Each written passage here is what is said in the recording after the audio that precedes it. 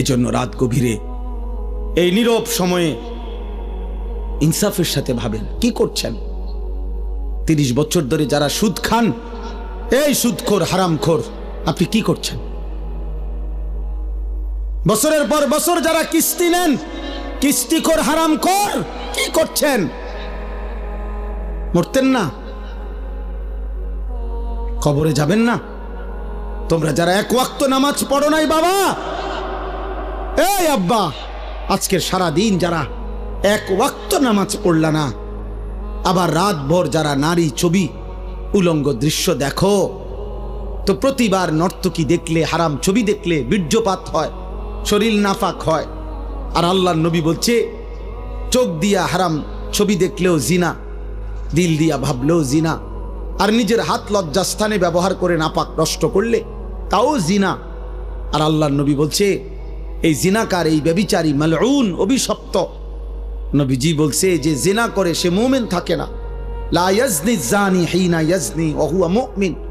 সারাদিনে এক ওয়াক্ত নামাজও পড়লা না, রাতভর ছবি নারী অস্থি দৃশ্য দেখে শরীর নাপাক করে এই যে শুয়ে রইলা, যদি আর ঘুম না ভাঙে, এই রাত যদি আর ভোর না হয়, হ্যাঁ, তো তোমার মৃত্যু কিসের উপরে হইল? তো তোমার আখিরাত কি হবে?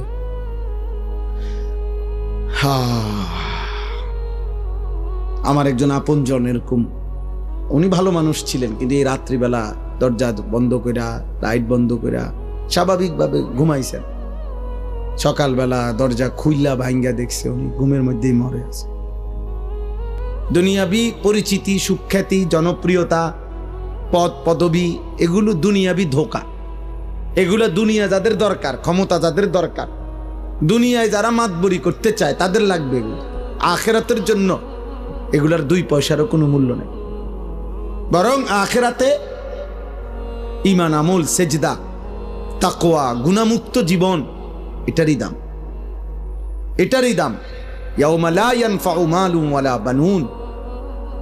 আল্লাহ তাআলা কোরআনে বলছেন সেদিন আখিরাতে কোনো মাল কোনো উপকারে আসবে না, সন্তানাদিও কোনো উপকারে আসবে না।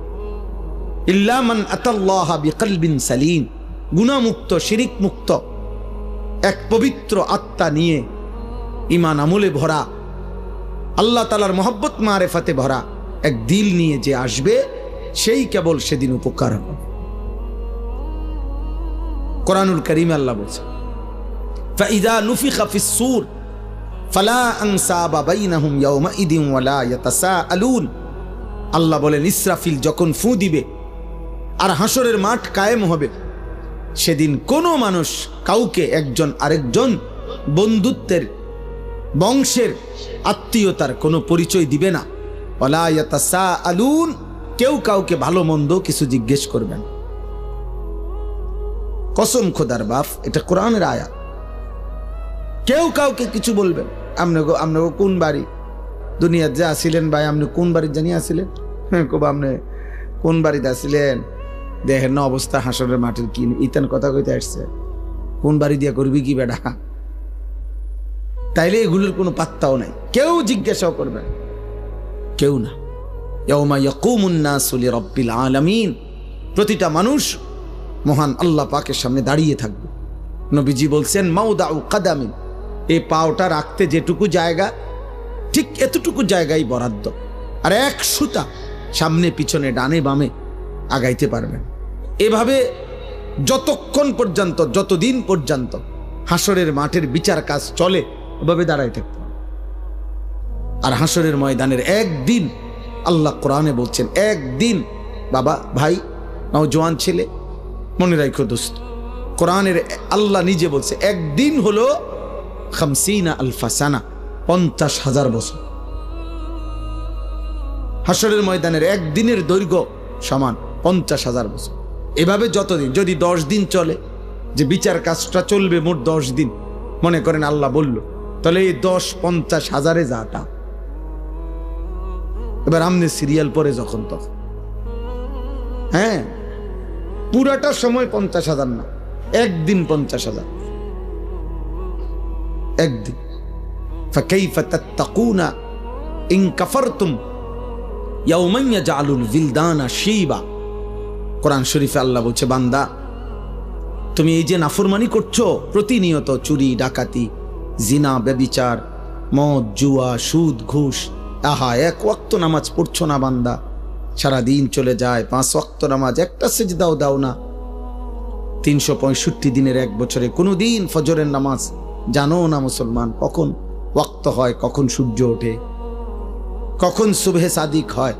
আল্লাহ বলেন, এই যে নাফরমানি করছো বান্দা, কুফর করছো, শিরিক করছো তোমরা, আমার সেই হাসরের দিন কেমনে বাঁচবা, যেদিন একদিনে, আল্লাহ বলছে কোলের বাচ্চা একদিনের কষ্টে, যন্ত্রণায়, পেরেশানিতে বুড়া হয়ে যাবে। খোদার কসম, এটা কোরআন শরীফের আয়াত। ইয়াউমান ইয়াজআলুল বিলদানা শিবা, একটা ছোট্ট মাসুম বাচ্চা সেদিন একদিনেই বুড়া হয়ে যাবে।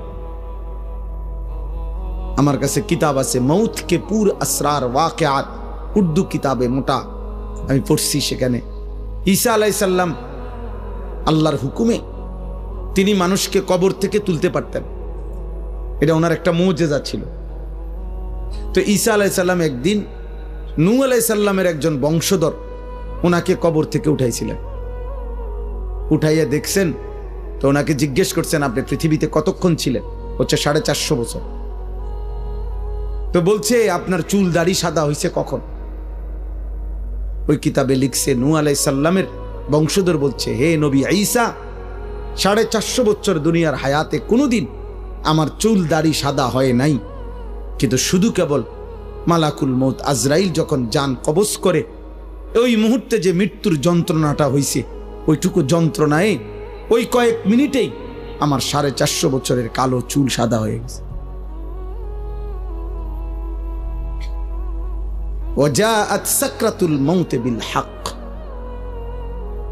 আল্লাহ তাআলা কোরআনে বলছে, বান্দা সত্য সত্য মৃত্যুর যন্ত্রণা আসবে, বান্দা সে বড় কঠিন। বান্দা ঈমানদার হইলে তো সহ্য করার ক্ষমতা থাকবে, কিন্তু নাফরমান হইলে 900 বছরের সুখ এই 1 সেকেন্ডের মৃত্যু যন্ত্রণা ভুলিয়ে দেবে। কিতাবের মধ্যে আছে, আমরা নিজে পড়ছি, নবীজির একজন বিখ্যাত সাহাবী আমর ইবনুল আস, অনেক বড় একজন সাহাবী ছিলেন রাদিয়াল্লাহু তাআলা আনহু। ওনার মৃত্যুর পূর্বে ওনার সন্তান আব্দুল্লাহ, তিনি ওনার আব্বাকে জিজ্ঞেস করছিলেন, এই সাহাবীকে, যে আব্বা, এই মুহূর্তে আপনি নবীর শ্রেষ্ঠ সাহাবী, বড় সাহাবী, আপনি মিশর বিজয়কারী সাহাবী, এই সাহাবী মিশর বিজয় করেছিলেন, আপনি এই মুহূর্তে মৃত্যুর পূর্বে আপনার সাকরাতুল মাউত, মৃত্যুর যন্ত্রণাটা কেমন হচ্ছে, আপনি একটু বলবেন? তখন ওই বাবা নবীর সাহাবী ওনার সন্তানকে বলতেছিলেন, ইয়া বুনাইয়া কাআন্না জিবালাদ দুনিয়া আলা সাদরি, হে আমার সন্তান, কসম খোদার বাপ, আমার মনে হচ্ছে মৃত্যু যন্ত্রণার এই মুহূর্তে পৃথিবীর সমস্ত পাহাড় আমার বুকের উপরে চাপ দিয়ে রাখছে। ওই ছেলে, ওই ওঠো, মোবাইল বন্ধ না করতে বলে সরে যাও, ওঠে তো, এটা ধরে রাখছো কেন? বন্ধ করলে তো তুমি পকেটে নাও, এটা এটা এমনি দ্বারা কি বোঝা যায় না এটা যে তুমি নিজে নিজে কথা শুনলা কেন? জি মা, আমার এটা ইচ্ছা করে আমি কষ্ট দিই, হয়তো ধমকটা দিলাম, এটার উদ্দেশ্য ভাইয়া তোমার ফায়দা, তুমি তাকায়া শোনো, দেখবা ফায়দা হয়। এ তো মালিকের কথা, রবের কথা, আল্লাহর ওয়াদা, এটা ফাসতামিউ লাহু ওয়া আনসিতু, আদেশ। আল্লাহ বলছে, আমার বান্দা আমার কথা মনোযোগ দিয়ে শোনো, চুপ থাকো, লাআল্লাকুম তুরহামুন, আমি আল্লাহ ওয়াদা দিলাম তৎক্ষণাৎ তোমার উপরে রহমত বর্ষিত হবে। কসম খোদার, এটা কোরআন শরীফের আয়াত। আল্লাহ বলছে, আমার কথা যখনই বলা হয় তুমি চুপ থাকবা, মনোযোগ দিয়ে শুনবা, তোমার উপরে রহমত বর্ষিত হবে। রহমত বর্ষিত হবে মানে আল্লাহ তোমাকে আমলের তৌফিক দিবে, আল্লাহর কথা মানার যোগ্যতা দিবে। আগে দেখবেন আপনাদের আমলে, মুরব্বীদের আমলে, আগে যখন ওয়াজ করতো হুজুররা, মুরব্বী হুজুররা আমাদের, ওনারা বলতো কথা, বয়ান কুদ্দুর ফরফরে কইতো, গভীর মনোযোগ কইতো না, কথা দিলের কান দিয়ে শোনেন, আগে এটা বলতো, মানে মনোযোগ দিয়ে শোনেন, আল্লাহর কথা দোস্ত, একদিনে সবাই বদলাবে না। একদিনে কেউ জুনায়েদ বাগদাদি হয় না, একদিনে কেউ বাইজিদ বোস্তামি হবে না। উনি নিজেও একদিনে হয় নাই। বাইজিদ বোস্তামি একদিনে বাইজিদ বোস্তামি হয়ে গেছে। আব্দুল কাদের জিলানী একদিনেই এত বড় আউলিয়া হয়ে গেছে। তাইলে ওনারাও মেহনত করছে, ওনারাও রাতের পর রাত, দিনের পর দিন আল্লাহকে ডাকছে, কানছে, চোখের পানি ফেলছে। তো বিনিময় আল্লাহ তাআলা তাদেরকে সাইয়্যিদুল আউলিয়া বানায় দিছে, আউলিয়াদের সর্দার বানায় দিছে। এজন্য আল্লাহর কথা দিল দিয়া শুনলে বাবা। তোমরা অনেক ছেলে আছো যারা কোনোভাবেই মনে করতেছো বাবা, কোনোভাবেই আল্লাহর কথাকে পাত্তা দাও না। মনে রাখো আব্বা, এটা বাস্তব কথা হইল, এটা তোমার কিন্তু সুখের চিহ্ন না, তোমার উপরে আল্লাহর লানত, বদনসিব। আমার ভাই, আমার কথা মনে করো।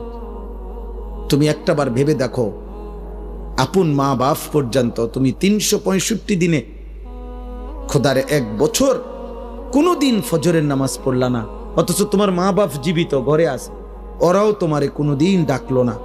আহা, এভাবে প্রতিটা ভোর তোমার জীবন থেকে সেজদা ছাড়া চলে যায়। অথচ কিতাবের মধ্যে আছে সকালবেলার কুত্তা আল্লাহর কাছে বলে, মাওলা এই চোখে যেন আমি প্রথম কোনো বেনামাজিকে না দেখি। আহ, তোর মতো নাফরমান কুত্তাও দেখতে চায় না, তোরে কুত্তা ঘৃণা করে, কুত্তা। কার জন্য সাজলি বেটা? কি এর পাউডার লাগাইছো? কিসের চুলের ফ্যাশন করছো? কে দেখে তোমাদের এই চুল চেহারা?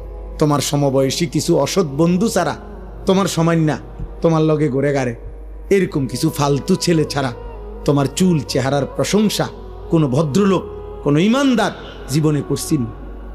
তোমার বিবেক থাকলে কও।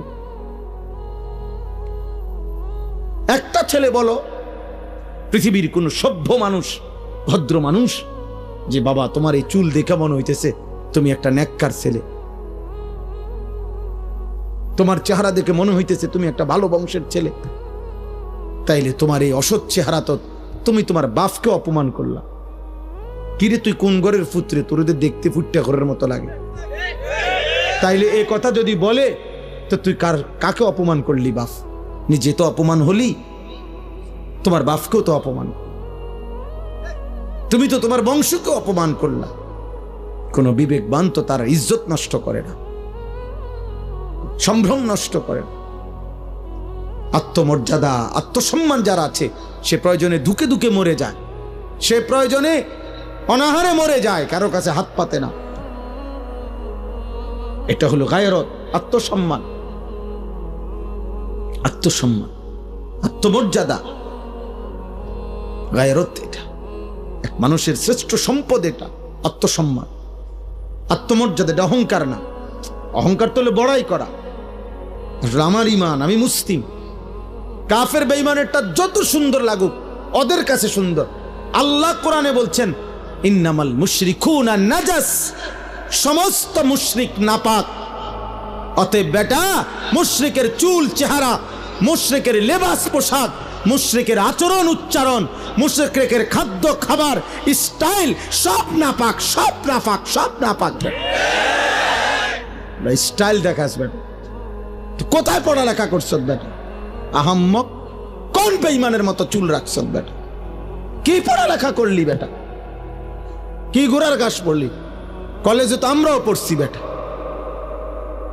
আমি তো কুমিল্লা ভিক্টোরিয়া কলেজের ছাত্র, আমি তো কুমিল্লা ভিক্টোরিয়া কলেজ থেকে মাস্টার্স পাস করছি। সার্টিফিকেট দেখবা, চলো আমার লগে। আত্মসম্মান থাকবে না? আমি মুসলমান, আমার বাবা মুসলমান, আমার চুল কেন হবে বেঈমানের মতো? আমি ইমানদারের ঘরে জন্ম নিছি, আমি কেন পেশাব করে পানি নেব না? তুমি কুকুর, তুমি হাইওয়ান, তুমি জানোয়ার, তুমি কা পেশাব করে পানি নাও না? তুমি কোনোদিন কুত্তা দেখো নাই? তুমি দেখো না কুত্তা পেশাব করে পানি নেয় না? তুমি দেখো না কুত্তা কোনোদিন টয়লেট পেপার ব্যবহার করে না? তোমার মধ্যে এতটুকু বিবেক থাকবে তো, কি আমি কিতা, আত্মসম্মান তো থাকবে, আত্মপরিচয় তো থাকবে। এজন্য ইমানদার মরে যায় প্রয়োজনে, ইজ্জত নোয়ায় না। এই 1450 বছরের ভিতরে হাজার হাজার কোটি কোটি ইমানদার পৃথিবীতে বহুবার জালেমের সামনে জীবন দিছে, রক্ত দিছে, শাহাদাতের খুন পান করছে, কিন্তু ইজ্জত দেয় না, সম্মান দেয় না, ইসলামকে বেইজ্জতি হতে দেয় না।